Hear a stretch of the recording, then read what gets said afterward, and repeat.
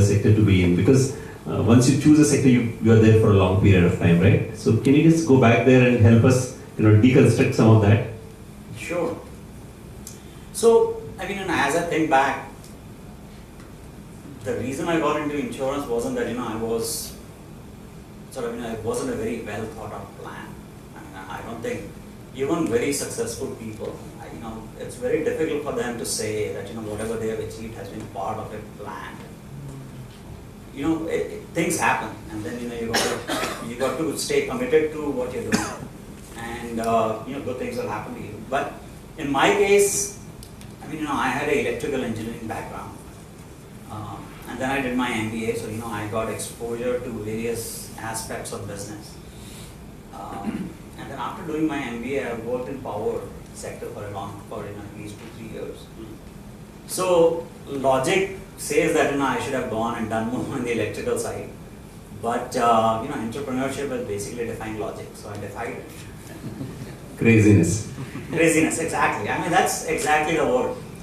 And personally, I'll be very honest with you. When I quit my job and told my wife that I was going to, go out and start something, she cried.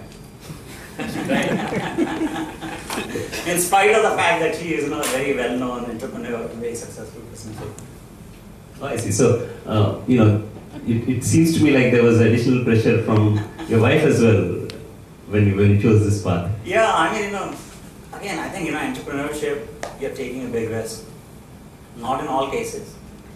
But I would say, at least, in this room, if we wanted to go out and get something done, I think we are leaving behind a very stable, successful career and trying to do something alone and taking that risk. So, some of faces I see here that I've talked to are entrepreneurs who have been successful in their own field. Risk is always part of entrepreneurship. Sure. And you got to learn to manage it. What was the year that you started this TPA? 2001. Okay. So, tell us about, some of us are from healthcare, but many of us are not. So we are the majority.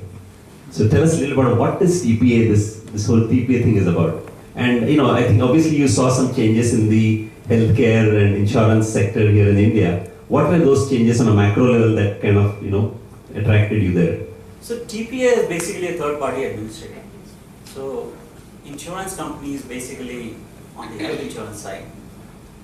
So prior to 2000, it was all public sector control. And there really wasn't infrastructure in the country to provide service to a policyholder. That's why prior to 2000, all the policies that you saw on the healthcare side were Mediclaim policies, covering only inpatient. And then a policyholder would have to go to the hospital, pay out of pocket, come back and file a claim to the insurance company. And the reason was there wasn't infrastructure to service that policyholder on the ground. So in 2000, when the insurance sector was liberalized, IRDA basically took that step of creating this entity which is sort of between the insurance company providers and the policyholders. So insurance companies sell the policy, underwrite the policy, post that they hand over the policy to a TPA. TPA then provides the enrollment and everything else to the policyholder. And TPA also has a setup or a network of hospital that it has contracted with. So post that when a policyholder needs service, policyholder then goes to a hospital or a provider and then is able to get cashless service. So policyholder still has an option of paying out of pocket and then coming and asking for reimbursement from the insurance company, or they can go through the process of getting a pre-approval and thereby not having to pay from pocket, but let the transaction take place between the provider and the insurance company through the third-party administrator. It's just basically facilitating the whole transaction and making it convenience for the policyholder. So that's what TPA does. What is the revenue model? So revenue model for the TPA is basically reimbursement from the insurance company. So our compensation comes mostly from not mostly, but from the insurance company. We don't charge the providers or the policyholders. So Since now this company that you set up is called the MD India, right? It's called MD India. Now we are the largest TPA in the country today. Okay. Can you give us a sense of when you say largest, what does it mean and how it has grown over a period of time? And So largest, as in, I mean, TPA or insurance business itself is a very nascent business in India. I mean, if you look at insurance, less than 3% of the population today in India is commercially insured. So you can imagine the potential within the insurance sector. So, I mean, there are around 20, and to be a TPA, you have to be licensed by IRDA, which is the Insurance Regulatory and Development Authority. So, there are around 20 licenses that have been issued. Of the 20, I would say, around 10 or 12 are active TPAs.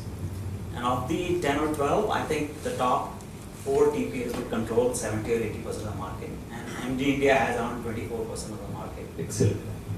So when you say 24% of the market, would be how many patients or whatever? How do you measure that? So again, I mean, you measure it either in terms of lives or dollars or rupees under management. So we have around 20 million lives that we manage, and we do projects both for insurance companies as well as for state projects. For example, in Maharashtra, there is Rajiv Gandhi Arogya Yojana, which is to provide healthcare insurance to people below poverty line. So their goal is to cover 20 million plus lives just in Maharashtra. Okay. First phase of that has already been rolled out. It is managed by MD India completely. Great. And where does MD India operate from?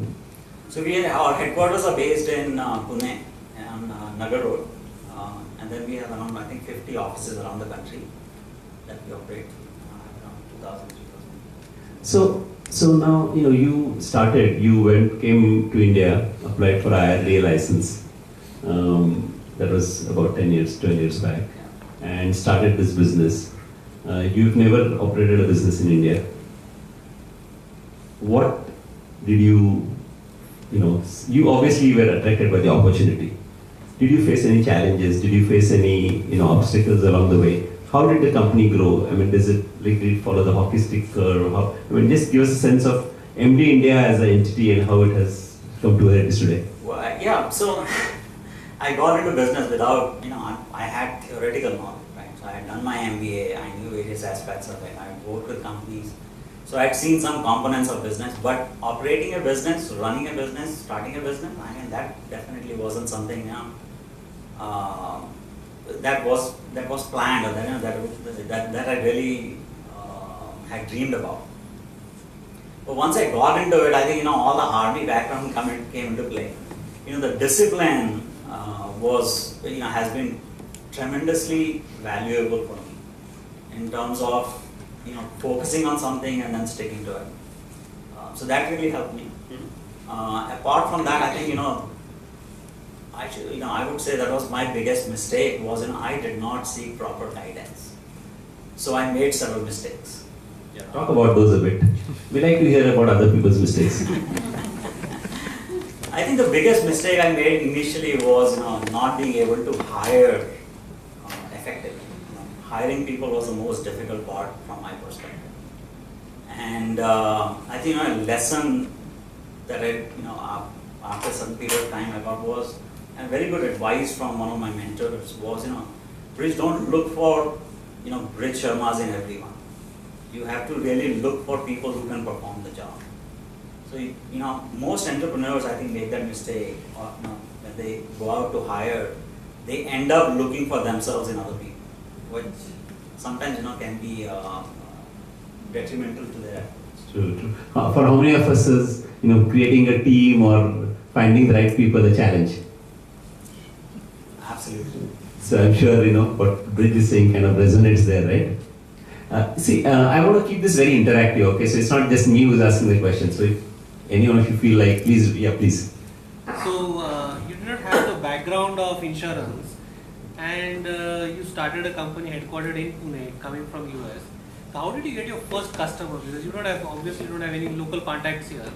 So how did you go about getting a customer to say yes where you don't even have the background of the sector yourself? So let me expand that a little bit. So once we got the license, fortunately for us, all the public sector, 4 public sector insurance companies basically invited the licensed TPAs to come out and bid for